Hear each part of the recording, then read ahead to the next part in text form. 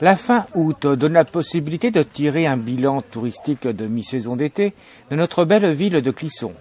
Commençons par le village de vacances qui, avec ses 25 gîtes de 5 à 6 personnes et ses nombreux atouts, comme la piscine, n'a pas atteint les 60% de fréquentation. Pour remédier à cette situation, des travaux d'amélioration de gîtes sont prévus de l'ordre de 400 000 €, répartis en 2 tranches, fin 2011 et 2012. La situation particulière du village de Clisson, dont la mairie de Clisson est propriétaire, dont nous sommes bien sûr les gestionnaires. Et dans le cadre de cette gestion, on va dire optimale, on est sur le point, pour maintenir notre engagement de 10% de travaux pour lesquels on s'est engagé dans le bail emphytéotique, à avancer sur ces travaux et à engager une tranche de travaux dès cet hiver et une deuxième tranche de travaux en 2013, massivement pour rénover complètement, relooker complètement les gîtes, puisque l'outil aujourd'hui est un peu en dessous du niveau de qualité attendu par les clientèles, et ça va nous permettre nous aussi de développer de nouveaux accueils. On est d'ores et déjà signataire de 2 nouveaux catalogues pour l'année prochaine, le catalogue cyclotouriste et le catalogue randonneur, dans le cadre de Ternelia, pour nous pousser un peu en avance sur cette démarche de commercialisation massive et de nouvelles clientèles, puisque c'est bien le but, c'est d'arriver à développer de nouvelles clientèles. Le village se prétend parfaitement à l'accueil de cyclotouristes et de randonneurs. Bémol également pour le camping, une fréquentation de 77% en juin et 80% en juillet, chiffre atteint grâce à certains événements. Le Hellfest, là c'est archi complet, on refuse du monde. Il y a aussi la Montmartre à Clisson, donc là ça ramène du monde, des peintres et des curieux. Et puis un peu les médiévales aussi quand même. Qu'est-ce qu'on peut faire ici au camping de Clisson, pour les enfants, tiens, par exemple? Oui, il manque de jeux, il manque de structure, ça c'est certain. Il manque plein de choses, d'animation quand il y a les enfants.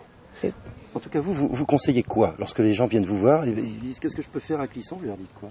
Je leur propose de visiter, parce que quand même Clisson était une très jolie ville. S'ils arrivent en fin de semaine, je leur dis qu'il y a le marché, parce que le marché est bien aussi le vendredi. Et autrement, voilà, donc c'est pour ça que c'est aussi un camping de passage. Parce que les gens visitent en 2 nuits, et enfin en 2 jours, ils restent là 1 nuit, 2 nuits, 3 nuits maximum. Sauf cette année où j'ai eu des plus longs séjours, mais c'est tout quoi. Une clientèle qui vient d'où principalement? De Bretagne, parce qu'ils s'en vont vers le sud, c'est une étape. Et des gens du sud qui s'en vont en Bretagne chercher un peu de fraîcheur. Voilà, et autrement là cette année j'ai eu des gens du nord, pas mal, beaucoup plus que d'habitude. Et fait exceptionnel, des Italiens et des Espagnols aussi. Bilan touristique plutôt positif globalement à Clisson. Alors le bilan c'est un peu difficile de le dire parce que j'ai pas les chiffres officiels. Je sais qu'au niveau de l'office de tourisme ils ont eu un certain nombre de visiteurs. Je sais que Vite Visite a bien fonctionné.